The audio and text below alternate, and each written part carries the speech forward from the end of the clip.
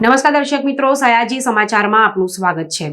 દર્શક મિત્રો, આગાહીકાર અંબાલાલ પટેલે હોળીની જ્વાળાઓ પરથી હવામાન અંગે આગાહી વ્યક્ત કરી છે। સામાન્ય રીતે હોળીની જ્વાળાઓ જે દિશામાં જાય તે દિશા પરથી આખા વર્ષનું વાતાવરણ, ખેતી સહિતની આગાહીકારો દ્વારા કરવામાં આવતી હોય છે। ત્યારે અંબાલાલ પટેલે આ અંગે આગાહી કરતા કહ્યું છે કે હોળીના દિવસે 4 દિશા અને 4 ખૂણા એટલે કે 8 દિશાનો પવન કેવો રહેશે તેના પરથી હવામાનની સ્થિતિ જાણી શકાશે। શક્યતા વ્યક્ત કરતા કહ્યું છે કે જો ઉત્તરનો પવન ફૂંકાય તો શિયાળો લંબાય, જો કે વરસાદ પણ પુષ્કળ થાય।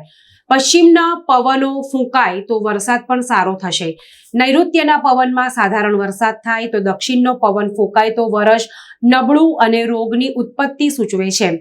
અગ્નિ દિશાનો પવન ભારે પવન ફૂંકાય તો ખરાબ વરસનું ચિહ્ન જાણવું। પૂર્વનો પવન ખંડવૃષ્ટિ સૂચવે છે તો ઈશાની પવન ઠંડીનું સૂચન છે।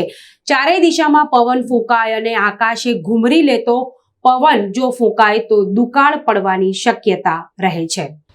હોળી માટે લગભગ 4 દિશા અને 4 ખૂણાના પવન જોવામાં આવે છે, જેમાં ઉત્તરના પવન હોય તો શિયાળો લંબાય, હોળી તાપીને ઠંડી તાપીને જાય તો સારું। બીજો, જો પવન પૂર્વનો હોય તો વરસમાં ખંડવૃષ્ટિ થાય। જો પવન પશ્ચિમનો હોય તો વાડી સુકાય નહીં, અવારનવાર વરસાદ આવે કરે। જો પવન વાયવ્યનો સૂર્ય પવન હોય તો વાવાઝોડા સાથે વરસાદ આવવાની શક્યતા રહેશે। જો પવન નૈઋત્યનો હોય તો પ્રથમ વરસાદ આવી અને પછી વચ્ચે વરસાદનું બ્રેક પણ થઈ શકે। જો પવન દક્ષિણનો હોય તો આ પવન સર્વથા નિશ્ચિત છે, વરસ સારું ના આવે। અગ્નિ ખૂણાના પવનથી પણ વરસ સારું આવે નહીં અને દુકાળનો સંભવ રહે।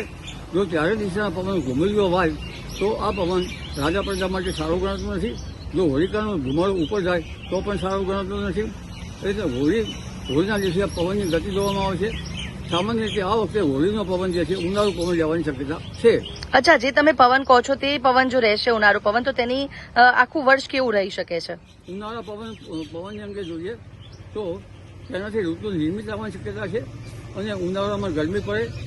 સૂર્ય જે છે એ હિન્દ મહાસાગર તરફ ગરમી રાખશે, એટલે આ ગરમીના કારણે વોટર વેપર વરાળ વધારે બને અને વરસાદ સારો થવાની શક્યતા ગણી શકાય। પરંતુ હોળી ઉપર પાછો ફરી પુનઃ અખાત્રીનો પણ પવન જોવામાં આવશે।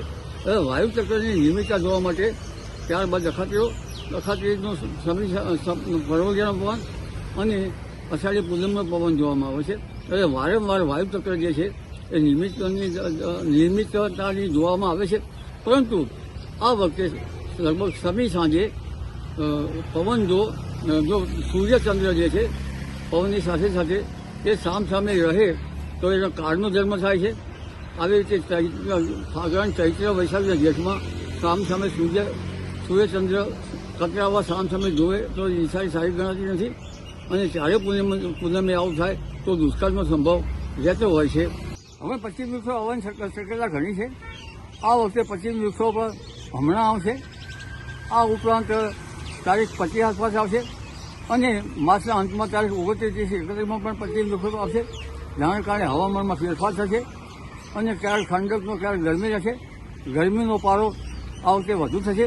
ઉત્તર સૌરાષ્ટ્ર, કચ્છના ભાગોમાં અને મધ્ય ગુજરાત ભાગમાં ગરમી વધશે। કોઈ ભાગમાં મહત્તમ ઉષ્ણતામાન 41 ડિગ્રી સેલ્સિયસ જેવું થવાની શક્યતા છે। ગિરનારના ભાગોમાં પણ ગરમી વધશે અને લગભગ દક્ષિણ ગુજરાતના ભાગમાં પણ ગરમીની અસર રહેશે।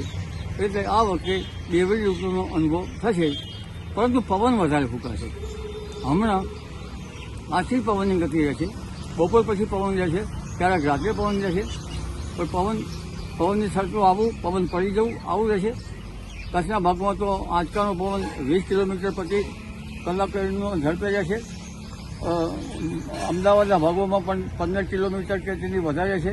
મધ્ય ગુજરાતના ભાગોમાં પણ 15-17 કિલોમીટર વધારે છે અને આંચકાનો પવન લગભગ 13-14 કિલોમીટર થઈ શકે એમ છે।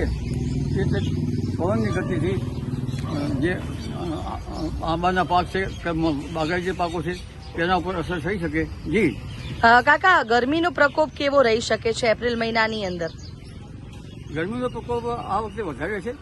વિષુવવૃત્ત નજીક છે એટલે આ વખતે ગરમી જે છે એ મહત્તમ ગરમીનો પારો કોઈ કોઈ ભાગમાં 41 ડિગ્રી સેલ્સિયસ જેવો જવાની શક્યતા રહે છે, જેમાં મધ્ય ગુજરાતના ભાગમાં 41 ડિગ્રી સેલ્સિયસ, કચ્છના ભાગમાં 40 ડિગ્રી સેલ્સિયસ ઉપર, ઉત્તર સૌરાષ્ટ્રના ભાગમાં પણ 40 ડિગ્રી સેલ્સિયસ આસપાસ, પશ્ચિમ સૌરાષ્ટ્રના ભાગમાં પણ 35 સેલ્સિયસ આસપાસ, જૂનાગઢના ભાગોમાં પણ ગરમી રહેશે અને ગરમીનો આંક ઉત્તર વધતો જશે. પશ્ચિમી વિક્ષોભ આવ્યા પછી અસર જવા પછી એમાં ઘટાડો થશે, ગરમીમાં વધઘટ પણ થશે, પણ એકંદરે ગરમી જે છે આખી પડવાની શક્યતા રહેશે અને 20 એપ્રિલ પછી ગરમી વધારે પડશે, 26 એપ્રિલ પછી કાળઝાળ ગરમી પડશે, 11 મે પછી લૂ સાથે ગરમી પડશે અને આંધી વંટોળનું પ્રમાણ વધશે. જી.